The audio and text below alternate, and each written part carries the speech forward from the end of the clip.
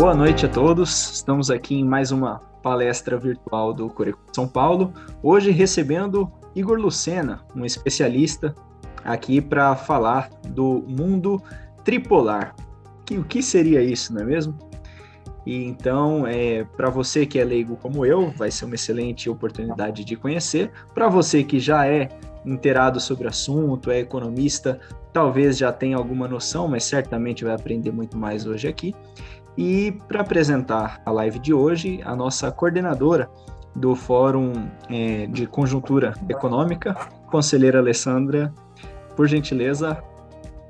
Obrigada, Júlio, pela introdução. Boa noite a todos, boa noite a todas.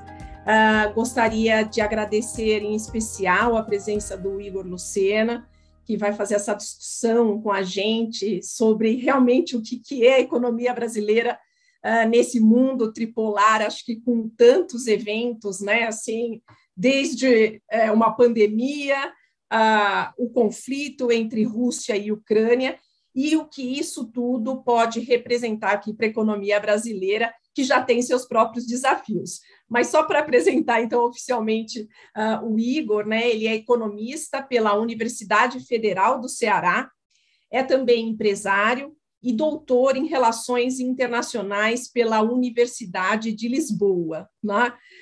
Membro também da Chatham House, do Royal Institute of International Affairs e da Associação Portuguesa de Ciência Política. Bom, é um prazer muito grande receber o Igor aqui. Igor, para fazer essa discussão que eu acho que estão todos aqui muito ansiosos em relação, né, às perspectivas, principalmente para mundo e Brasil, diante dessa realidade. Então, por favor, seja bem-vindo, o palco é todo seu. Obrigado, conselheira Alessandra, é um prazer ter recebido o seu convite, estar aqui presente com todos os membros que estão nos assistindo, tanto pela internet quanto pela TV Economista, que isso vai estar sendo disponibilizado.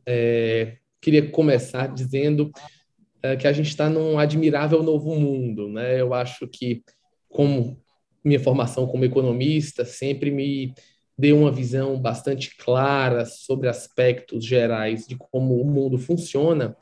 Agora, eu acho que os livros vão precisar de uma outra abordagem, pelo menos a partir de fevereiro de 2022. E é esse o ponto, eu acho que é o cerne do que a gente vai discutir aqui hoje, como isso afeta não só o Brasil, mas o planeta como um todo. E é importante que a gente tenha em mente, né, o que seria a polarização mundial. Eu não estou falando aqui de esquerda e de direita, estou falando de um arcabouço muito mais complexo, né? E esse arcabouço complexo, eu acho que a gente pode iniciar falando sobre como o mundo era um mundo bipolar, né? Era um mundo dividido entre comunismo e capitalismo, no sentido mais duro da palavra, onde os seus expoentes eram duas grandes superpotências, né? A gente tinha os Estados Unidos de um lado, foi, né, um dos grandes vencedores da Segunda Guerra, e do outro lado a gente tinha a União Soviética. Esses dois polos tinham zonas de influência claramente definidas, a gente tinha a reconstrução da Europa acontecendo, a gente tinha o Plano Marshall, o New Deal e vários outros aspectos do que a gente chama de mundo ocidental. Por outro lado, a gente tinha a União Soviética, todos os países que eram membros do bloco, toda a questão ideológica sendo disseminada naquela região, a gente tinha ainda uma ascensão chinesa, uma reorganização da cultura chinesa dentro desse contexto de capitalismo e comunismo, lembrando a divisão entre Mao Tse-tung de um lado, Chiang Kai-shek de outro, dos nacionalistas, a formação de Taiwan, e até então, até final da década de final da Segunda Guerra Mundial, até final da Guerra Fria, a gente vivia num mundo bipolar.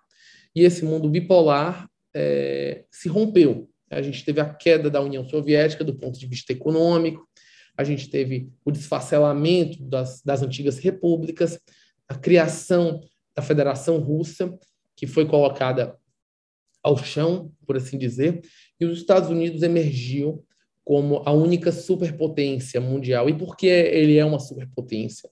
Porque ele contém 5 tipos de poderes que ele organiza com maestria. Então, a gente está falando do poder econômico, do poder financeiro, que tem suas variedades, né? A gente fala do poder econômico, da capacidade econômica de produção dos Estados Unidos, mas a gente tem o poder do financeiro, né? A gente tem a capacidade do dólar como a moeda universalmente aceita como reserva de valor.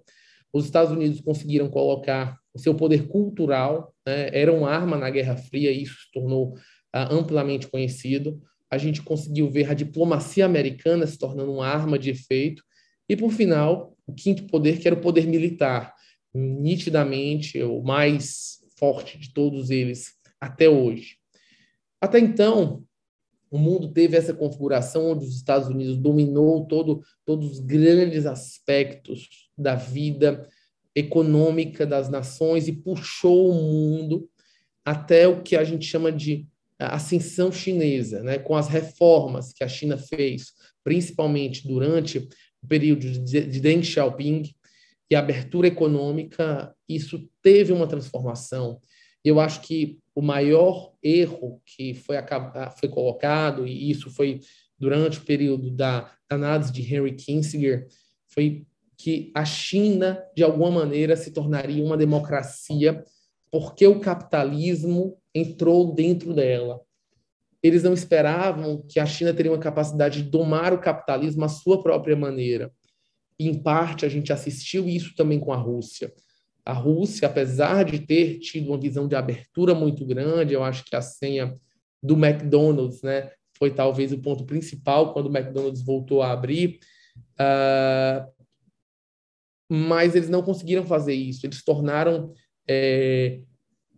democracias iliberais, né? E a própria China nem democracia se tornou, né? Continuou, do ponto de vista privado, uma coisa fechada. Por outro lado, os países europeus, apesar de se desenvolverem com os Estados Unidos, criaram seu método próprio de trabalho. E aí a gente viu a ascensão do euro, a unificação da União Europeia e, principalmente, um modo diferente de capitalismo, muito entrelaçados, por exemplo, no sistema do dirigismo francês, aonde De Gaulle e os outros membros criaram inter-relações entre Estado e empresa, muito mais profissionais do que a gente vê nos países da América Latina. O sistema da democracia social alemã, aonde empresas e Estados se retroalimentavam em projetos de desenvolvimento, também foi um ponto fora da curva, e que esses aspectos eram até então perceptíveis de maneira um pouco diferente do capitalismo americano, totalmente liberal do ponto de vista de separação entre Estado e empresa. E esse é um ponto fundamental dentro dessa curva. Então, a gente começou a assistir visões de mundo completamente diferentes e maneiras de desenvolvimento econômico diferentes. Até então, esse mundo, o Brasil conseguia navegar relativamente bem. A gente não tinha grandes problemas. Até que teve a eleição de Donald Trump, né? E a eleição de Donald Trump, ela representou, mais que tudo, uma quebra quase que institucional do multilateralismo. Se o plano americano de integração econômica, de globalização, passava por instituições multilaterais, como o FMI, o Banco Mundial, a Organização Mundial do Comércio, e durante 70 anos isso foi relativamente assimilado, não só pela União Europeia, mas também pela Rússia, pela China e por vários outros países que entendiam no multilateralismo uma maneira de se integrar, né? Agora, com o trumpismo, isso meio que foi rachado. Os Estados Unidos meio que jogou fora 70 anos de política externa e criou a sua própria visão voltada para a America First. Quando isso ocorreu, de um lado, a China e a Rússia entenderam que os Estados Unidos poderiam se tornar cada vez mais uma ameaça aos seus objetivos. Então, isso criou uma certa barreira. Então, a gente viu a guerra comercial com a China e a gente viu, apesar de uma ligação do presidente Trump com o presidente Putin, diversos acordos que os russos tinham interesse, principalmente na Europa, começaram a ser boicotados pelo próprio presidente Trump. Um caso clássico deles, do próprio presidente Trump dizer: por que nós defendemos a Europa se vocês continuam mandando dinheiro para a Rússia? Então, isso foi entendido pelos russos como uma situação: olha, peraí, os nossos interesses na Rússia, na Europa, também têm que ser adereçados nesse momento. E os próprios europeus entenderam que a sua segurança dependia mais deles do que dos americanos. As críticas à OTAN durante o período do presidente Trump se tornaram um alerta de que os americanos não seriam uma fonte de defesa inesgotável. Quando nós vimos isso, estourou a questão da pandemia, e isso arregaçou qualquer laço de interligação entre as nações. Os interesses próprios e comuns de todos os agentes, e principalmente os maiores, se tornaram mais vistos. A China, por exemplo, deixou de comercializar itens médicos para a União Europeia. Por outro lado, nunca deixou de faltar para o Brasil, por exemplo, para a Rússia, onde existia um alinhamento estratégico dos BRICS. Isso foi importante de entender, que a relação nem sempre é direta. O presidente Trump tomou atitudes de retirar tropas na Europa e colocar pressão sobre gastos militares dos próprios europeus. E tudo isso se tornou bastante complicado em um mundo onde uma dependência muito grande de segurança estava voltada aos Estados Unidos e uma dependência muito grande comercial e industrial estava voltada para a China. O Japão começou a fazer políticas de realocar suas fábricas de volta para o próprio Japão com incentivos fiscais, saindo da China. Países como o Vietnã, o Camboja e a Indonésia passaram a receber indústrias. Se você tinha fábricas que estavam concentradas na própria China, uma ou duas plantas começaram a ir para o Sudeste Asiático. Isso começou a mudar a configuração mundial. Então, pela primeira vez, quando, infelizmente, neste ano, em 22 de fevereiro de 2022, tivemos a invasão da Ucrânia por parte da Rússia. Isso, nós tivemos de fato, conflito militar na Europa desde o fim da Segunda Guerra, apesar de que a invasão na Crimeia foi meio que negligenciada. Quando assistimos a esse momento econômico e geopolítico, eu acredito que esse foi o momento onde o mundo, de fato, se esfacelou, né? E existiu também já alguns movimentos muito práticos, como, por exemplo, a questão do 5G, as críticas do presidente Trump à Huawei, o Brasil foi envolvido nisso, né? A gente teve pressão do governo americano de não aceitar nas nossas licitações de 5G e tecnologia chinesa. Então, todos esses aspectos dividiram o mundo, e a guerra da Ucrânia foi muito sintomática. E aí, o que é que eu entendo hoje como mundo tripolar? O mundo tripolar significa que existem hoje zonas de influências muito pragmáticas e definidas, de interesses e favorecimentos entre grupos que julgam que suas parcerias são mais importantes do que outras. E por que é que esse mundo tripolar é importante? Porque desde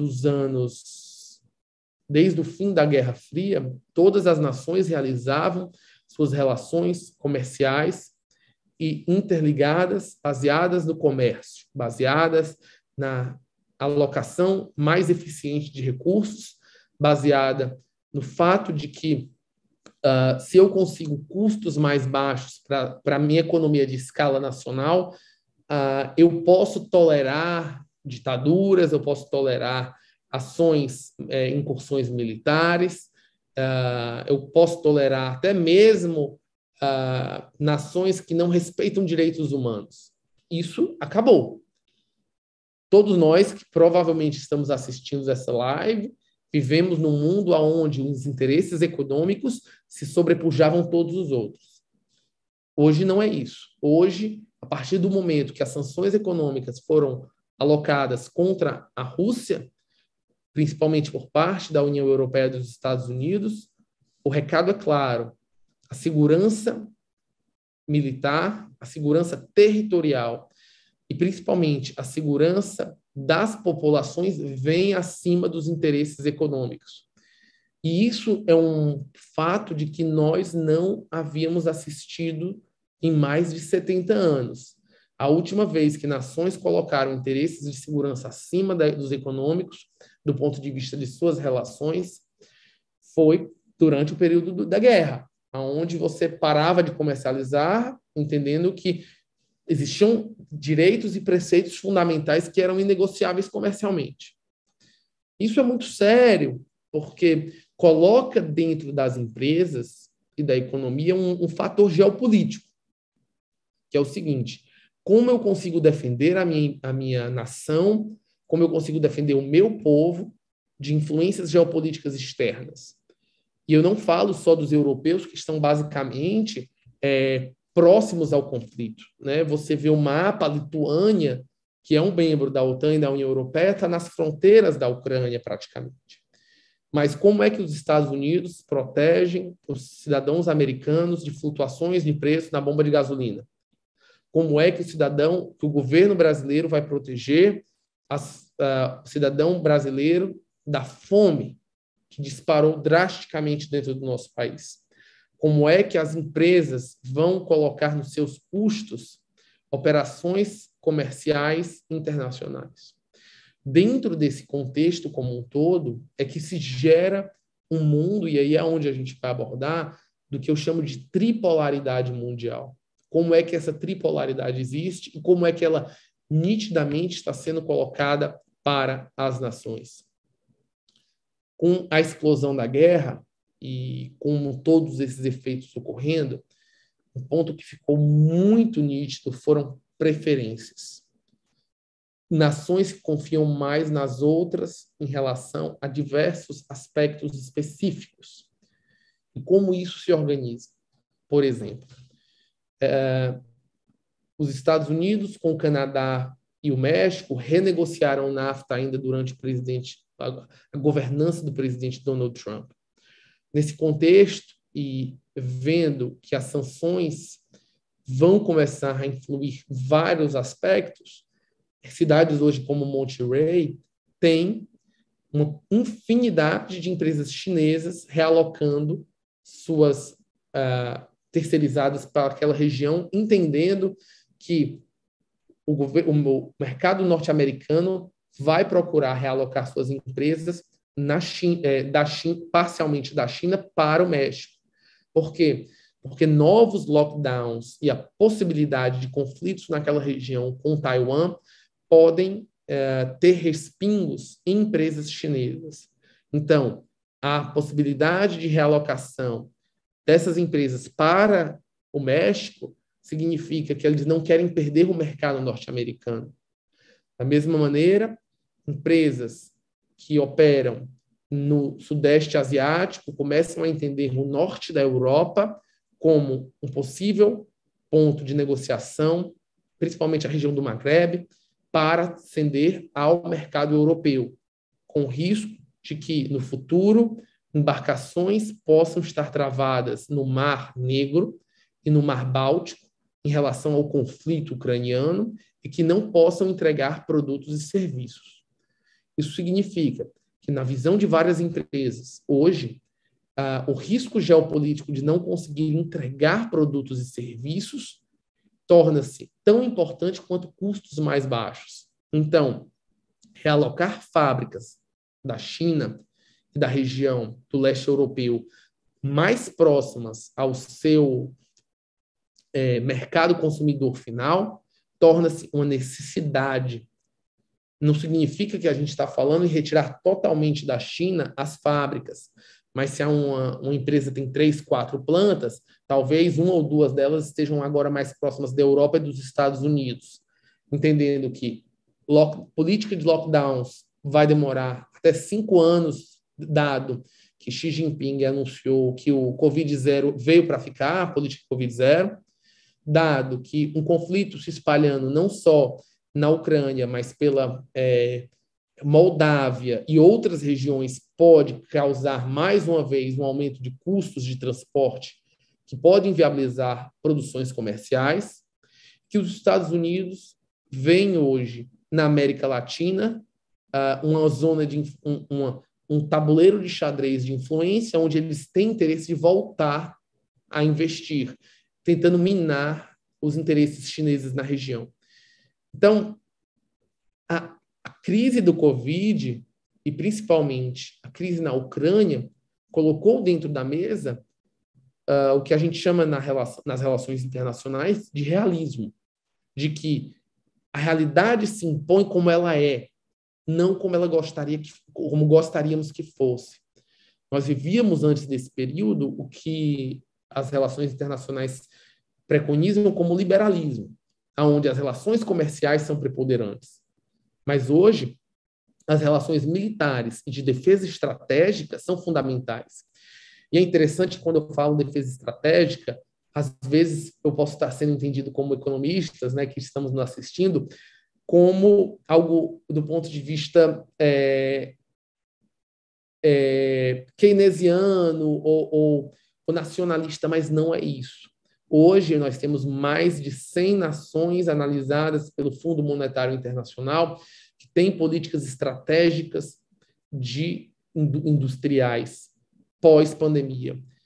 E o ponto que se coloca é as cadeias produtivas globais estão se reduzindo para cadeias produtivas regionais.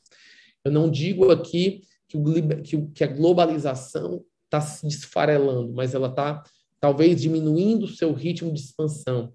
E o regionalismo nas cadeias produtivas tem um fundamento. O fundamento é a segurança.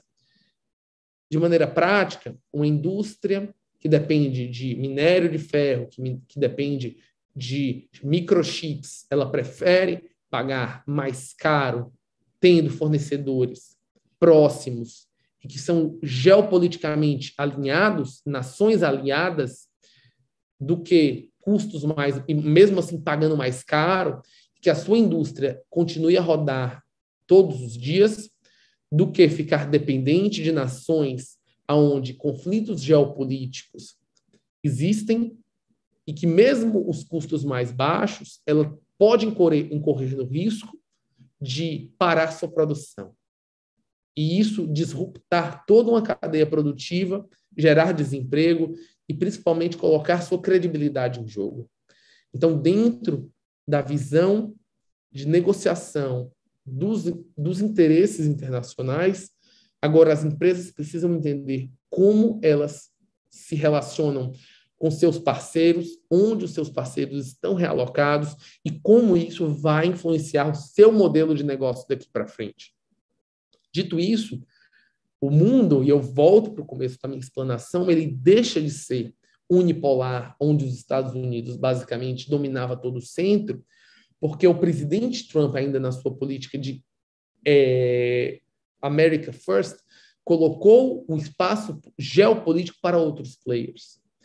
E aí eu vou tentar colocar de uma maneira mais sucinta o que eu imagino hoje como um mundo tripolar e como o Brasil se posiciona dentro desse sentimento. O primeiro bloco, já está obviamente dito, é o bloco liderado pelos Estados Unidos. É um bloco onde os Estados Unidos ele tem essa visão de globalização realmente exacerbada, que voltou com o presidente Joe Biden, aonde procura fortalecer a Aliança Atlântica com os europeus, procura fortalecer o Banco Mundial e o Fundo Monetário Internacional, aonde as instituições multilaterais podem voltar a ter um peso, que isso depende, claro, de todo um arranjo, mas que ele se relaciona do ponto de vista estratégico de inteligência com o que a gente chama de Five Eyes, né? Que são um grupo fechado de análise e contra-espionagem que envolve fundamentalmente a Austrália, a Nova Zelândia, o Canadá, o Reino Unido e os Estados Unidos. Esse grupo de países majoritariamente anglofônicos tem interesses e compartilham inteligência de segurança entre eles. Então, isso é fundamental para entender quais são os pontos de segurança interna e externa que esses países alocam.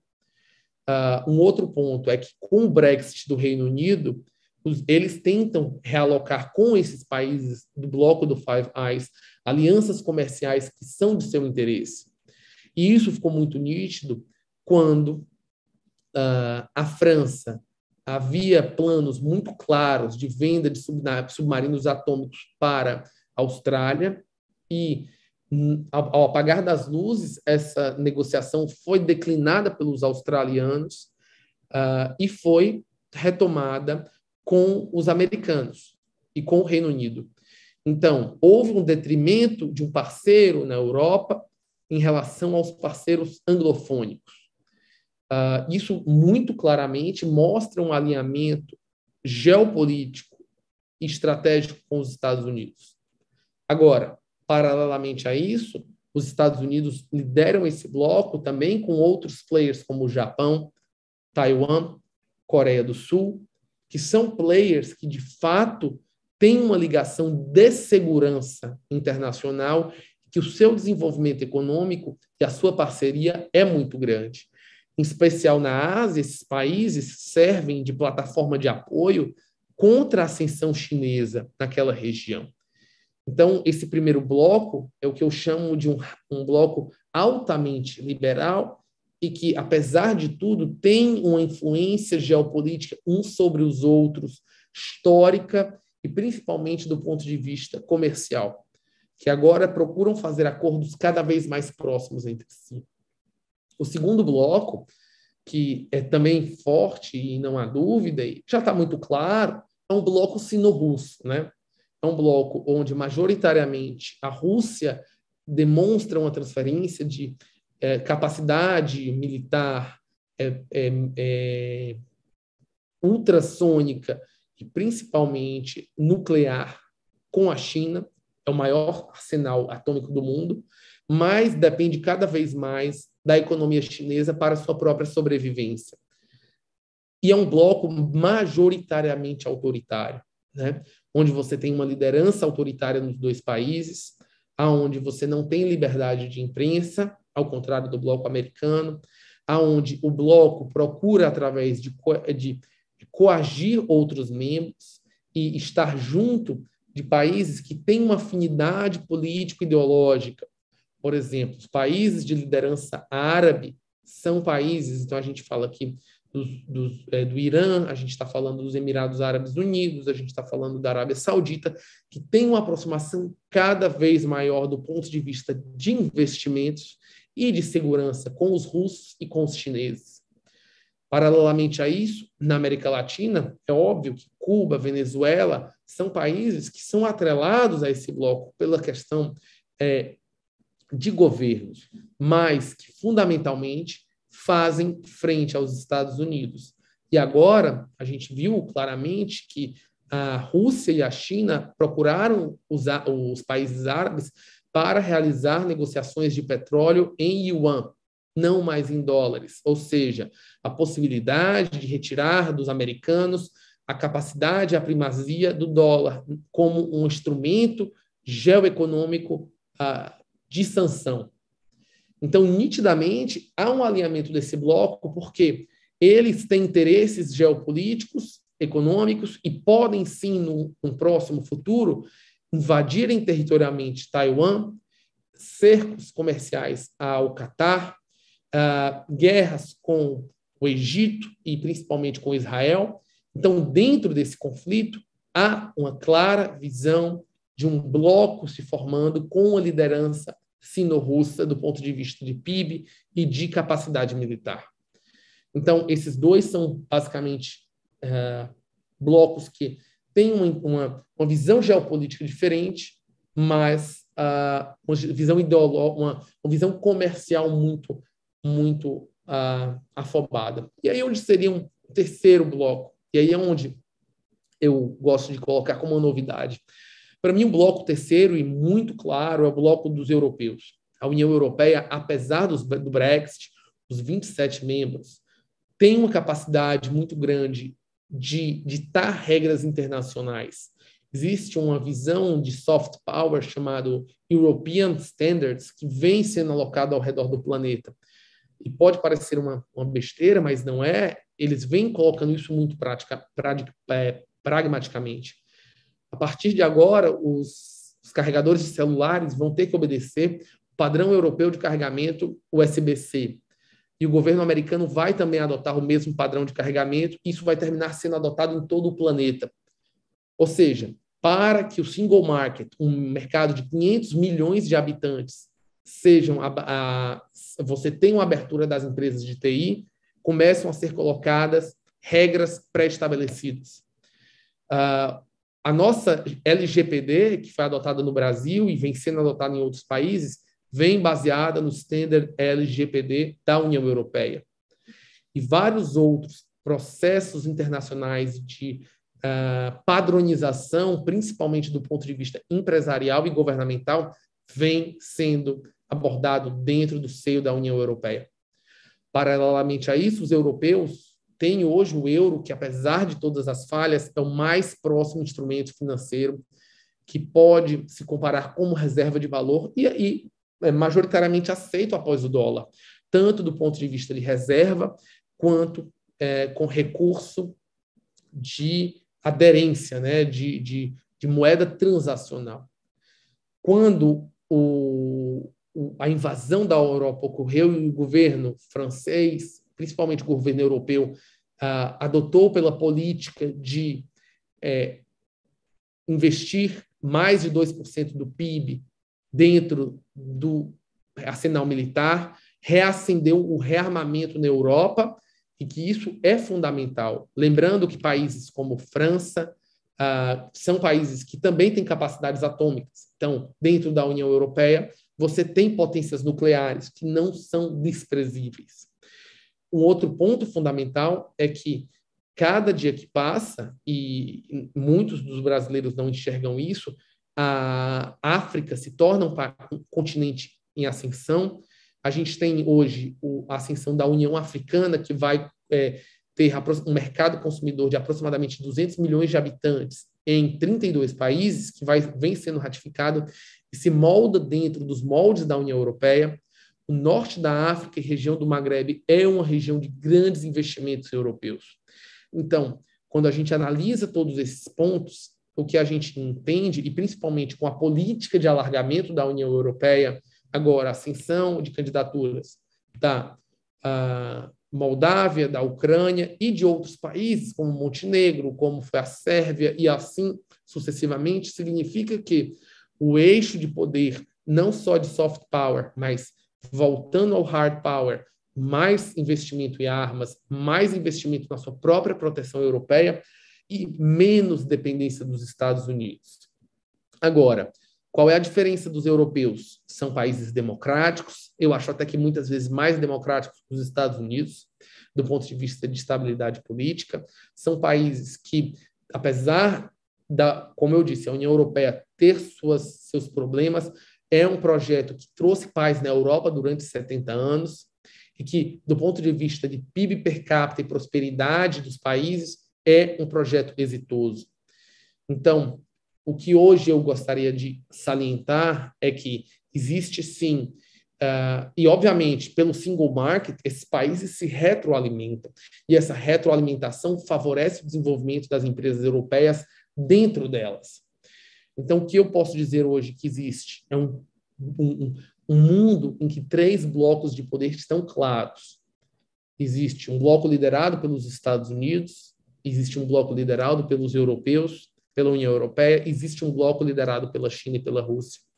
Obviamente, características iguais. Todos eles são capitalistas, todos eles têm economias de mercado mais ou menos abertas, todos eles entendem que o comunismo tradicional não funciona. Agora, você tem um bloco bem mais liberal americano, você tem um bloco extremamente iliberal chinês e russo, e você tem um bloco que é liberal, que são os europeus, mas que tem interferência do Estado em diversos aspectos da vida econômica, seja em participação de empresas, como a gente está falando de multinacionais, como a Renault, a própria Volkswagen, que os Estados nacionais são acionistas, como projetos de desenvolvimento onde existe um foreign direct investment bastante estatal e que tem aí suas nuances em cada estado.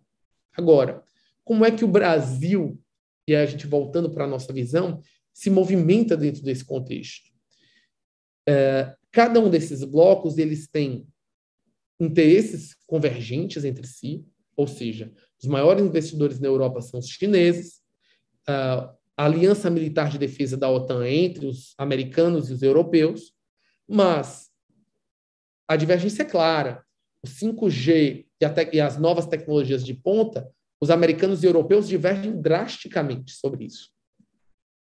Por outro lado, os europeus querem cada vez mais um acesso de suas empresas ao mercado chinês e, por outro lado, vetam hoje um investimento direto estrangeiro no que eles consideram estratégicos dentro da sua grid de desenvolvimento europeu e de integração. Então, como nós, brasileiros, e as nossas empresas conseguem convergir e divergir em um mundo tão tripolar assim? Olha, é muito fácil, porque entender essa dinâmica, eu acho que é muito claro, a gente consegue dizer e entender basicamente aqui. Mas como se comportar dentro dela e como obter as vantagens para o nosso país é o grande desafio. Primeiro, eu acho que o ponto básico, existem interesses em cada um desses blocos que não são nossos interesses. Então, o Brasil não pode ter uma aliança política ou empresarial unilateral com nenhum deles, né? E eu queria até, se alguém puder me dizer como é que está o tempo aqui, eu estou um pouco falando, eu estou um pouco perdido em relação a isso. Não, são 6h47, só para te dar um parâmetro. Perfeito, Igor. A gente começou 6h10, né, Alessandra? Isso. Então, estamos indo. Então, o ponto principal é, não podemos nos alinhar unilateralmente com esses blocos. Agora, quais são os nossos interesses? O mercado americano é o mercado mais rápido de integração, mais aberto, mais capaz de que podemos ter algum tipo de visão. Sem contar que as empresas americanas e brasileiras têm, historicamente, uma capacidade de retroalimentação em investimentos. Agora, nós tivemos, por exemplo, acordos militares bilaterais na base de Alcântara, uma coisa nova. O índice de Foreign Direct Investment americano no Brasil é extremamente significativo. É o nosso segundo maior parceiro comercial. E, do ponto de vista ideológico, é o parceiro que mais temos semelhanças. Do ponto de vista de plataforma de exportação para a América Latina, é fundamental que os interesses americanos e brasileiros sejam alinhados pelo nosso histórico de desenvolvimento nessas áreas. Agora, com os europeus, nós temos divergências? Temos, mas talvez o maior acordo da história do Mercosul seja o acordo Mercosul-União Europeia, que tem um ponto fundamental, melhorar o nosso acesso de exportação de nossa plataforma, principalmente na área de agricultura e pecuária, para o mercado europeu e para o mercado brasileiro, trazer a capacidade de reformular o nosso parque fabril, a capacidade da indústria europeia de melhorar, a capacidade de produção industrial brasileira é fundamental, mas é muito caro você melhorar o nosso parque fabril hoje sem um acordo bilateral. Então, do ponto de vista com os europeus, nós temos que avançar no acordo Mercosul-União Europeia. E isso tem um entrave que está ocorrendo hoje. Agora, com os chineses, apesar disso, nós temos são os nossos maiores investidores no Brasil, nós temos como nosso maior parceiro comercial, temos diversas ressalvas políticas do ponto de vista de direitos humanos, de alinhamentos, mas são fundamentais e vão continuar a crescer em um nível, não sei se tão grande quanto nos últimos anos, mas considerável.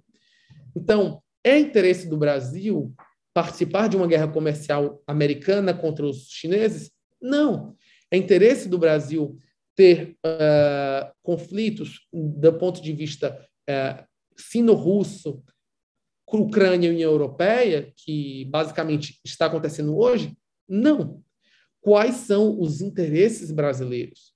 E é muito claro, apenas nesses 3 elementos do que eu falei agora, que esses 3 elementos mostram que nós, como brasileiros, e as empresas brasileiras têm interesses em exportar para esses 3 blocos internacionalizar nossa participação nesses 3 blocos e, principalmente, entender que a América Latina é um palco de disputas. Existem outros players, como, por exemplo, a Índia, como todo o continente africano, que também estão na mesma situação que nós, que têm interesses históricos, culturais e econômicos com esses 3 blocos e procuram se movimentar.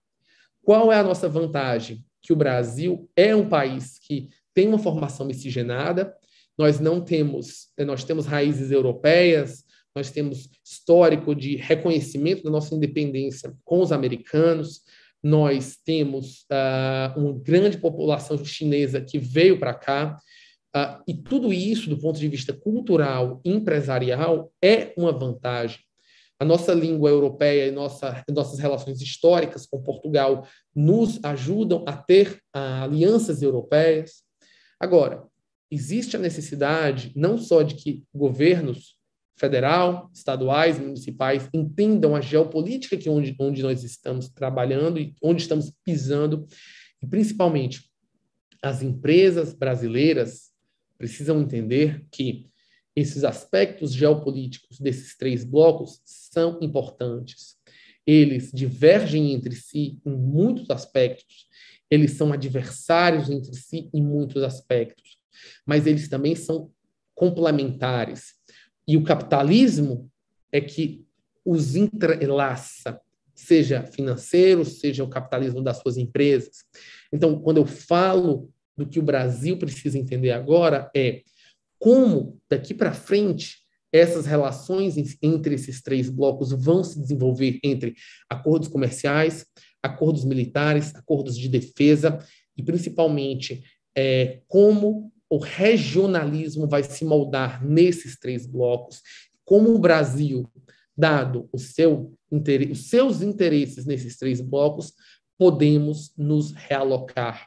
Está na hora do Brasil ter uma política e as empresas brasileiras, conjuntamente, uma política geoeconômica ativa para defendermos os nossos interesses, mas, principalmente, reafirmarmos que o pragmatismo nas nossas relações e os nossos interesses não vão ser subordinados a conflitos desses 3 blocos.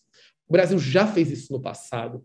Nós fizemos isso durante o mundo bipolar. Agora, e aí é o grande desafio que eu não consigo falar em 1 hora, é como podemos, a partir desses 3 blocos, crescer o nosso PIB e, principalmente, aumentar nossas capacidades de investimento no Brasil e fora dele. Gente, eu acho que foi até mais ou menos por aí, né? Muito obrigada, Igor, pela explanação, muito profunda, rica. Acho que tem muito elemento aqui para a gente pensar do ponto de vista internacional e o Brasil no meio desse contexto, né? Então, muito obrigada, acho que foi muito rico.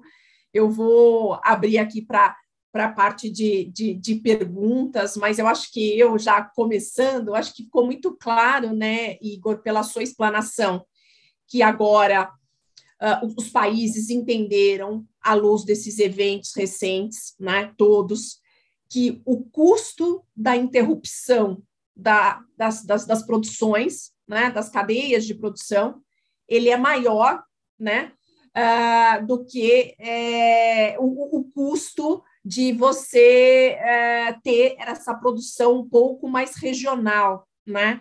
E entre, né, esse comparativo de custos, é melhor ter aí um processo de trazer realmente a produção, né, de itens que são sensíveis, né, para mais perto, mesmo que isso signifique um custo maior, né? Porque eu acho que o que a gente viu com a globalização nos últimos anos era isso, né? Era uma alocação que apontava para uma estrutura de menor custo possível.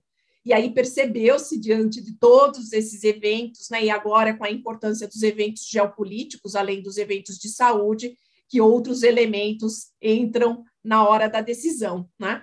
E aí eu acho que uma consequência um pouco dessa, né, desse movimento, é claro que como você bem colocou, né? Não é que é 100% de um processo de desglobalização, né? Eu acho que devem ser em cadeias aí mais sensíveis, então outras continuarão sendo globalmente articuladas, né?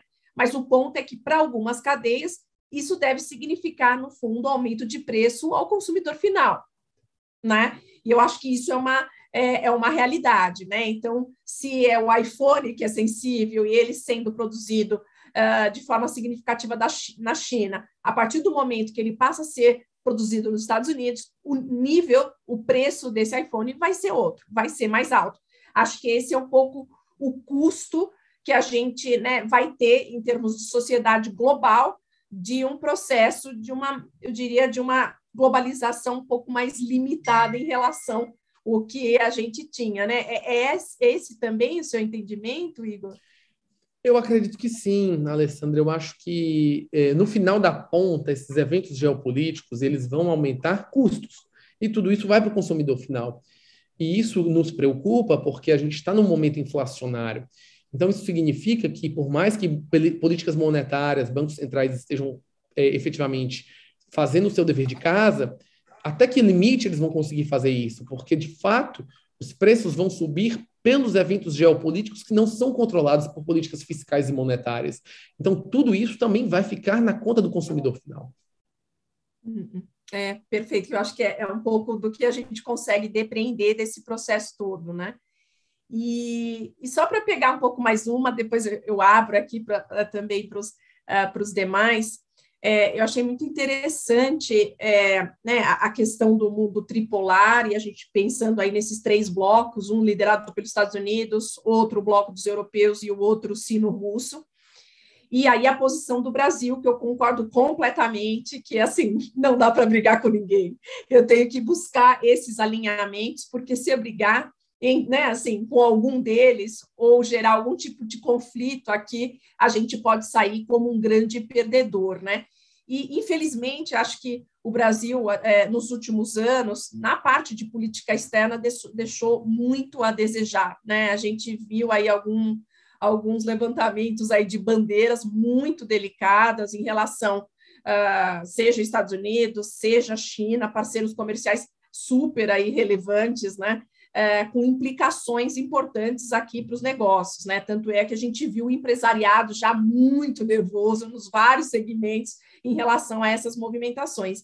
Então, eu concordo completamente no Brasil buscar esses alinhamentos aí com cada um para explorar os pontos aí que realmente existem, né? E que a gente pode ganhar muito com isso. Então, eu acho que isso é muito relevante para pensar Brasil. De novo, infelizmente não foi o que a gente viu nos últimos anos, mas acho que é uma agenda que precisa se colocar, né?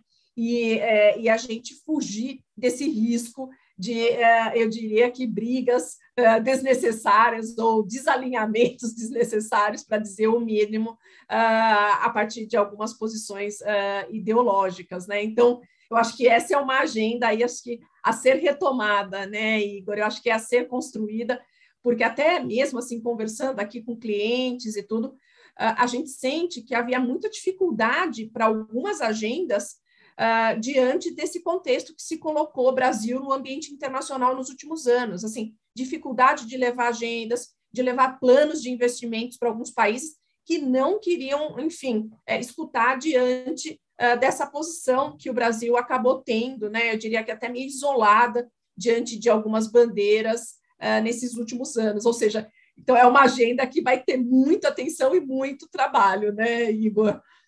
Eu acho que, independente de como a gente tiver independente de resultados eleitorais, essa agenda vai ter que ser construída, mesmo que ela existisse, que tivesse algum tipo de afinamento.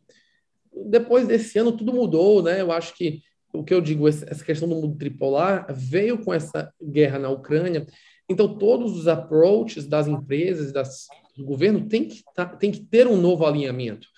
E aí, independente de como vai ser o resultado eleitoral, a política externa tem que ser pensada dentro dessa conjuntura internacional e como ela daqui para frente vai conseguir, de fato, entregar resultados. E quando eu falo de política externa no século XXI, é resultados econômicos, não é bandeiras, condecorações e conversas, aumento de investimento direto, aumento de exportações e importações. É isso que no final das contas, a política externa está aí no século XXI.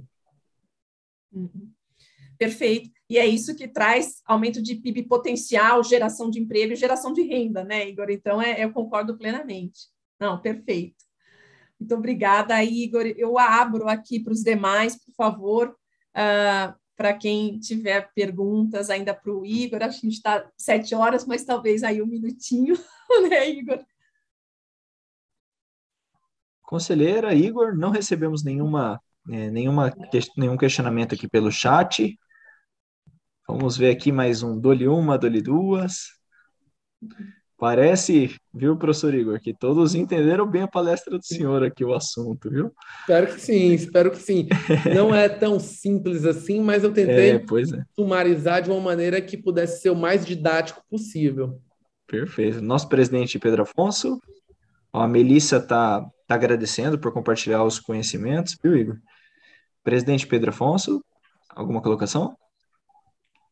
Não, eu acho muito interessante tudo isso, né? Eu que sou um pouquinho mais velho que a maioria dos que estão aqui, né? Menos o Tamura é do meu tempo, mas o restante aqui, a maioria já é mais jovem.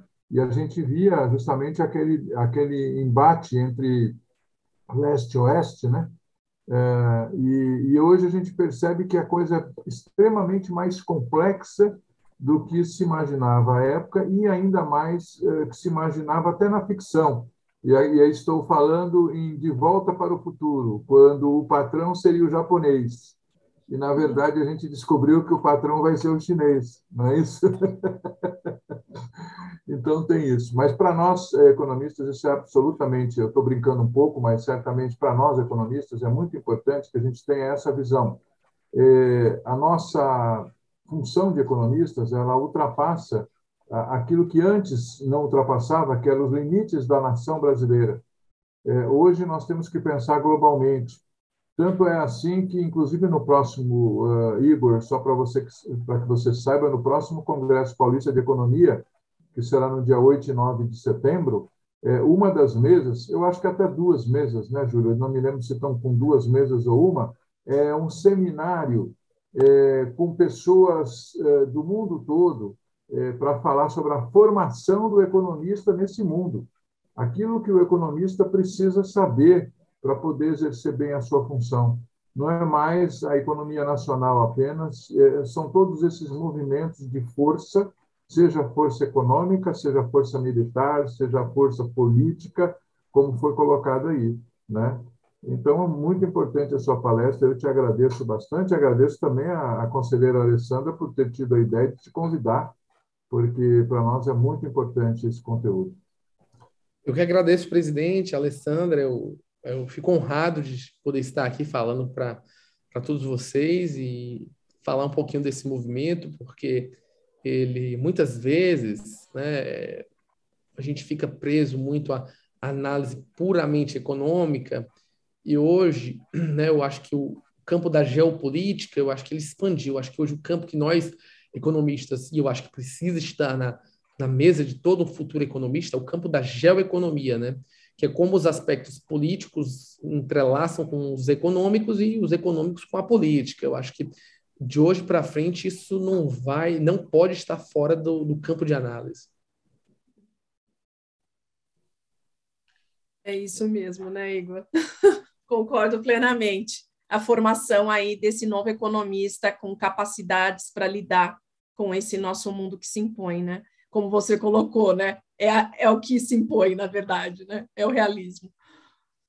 Perfeito. Então, eu gostaria de agradecer mais uma vez, Igor, sua presença aqui conosco.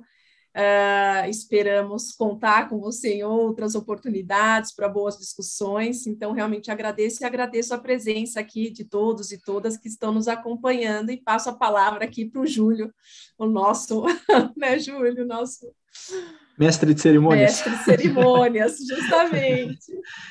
Agradeço, Alessandra, agradeço muito, Igor Lucena, pela presença, pela ótima exposição que você nos trouxe aqui. É um conteúdo que com certeza vai marcar, vai ficar à disposição de todos os economistas na TV Economista, não só dos economistas, né, mas de todos no nosso canal oficial no YouTube. E também gostaria de agradecer, desejar uma excelente noite a todos e até a próxima, pessoal. Muito obrigado.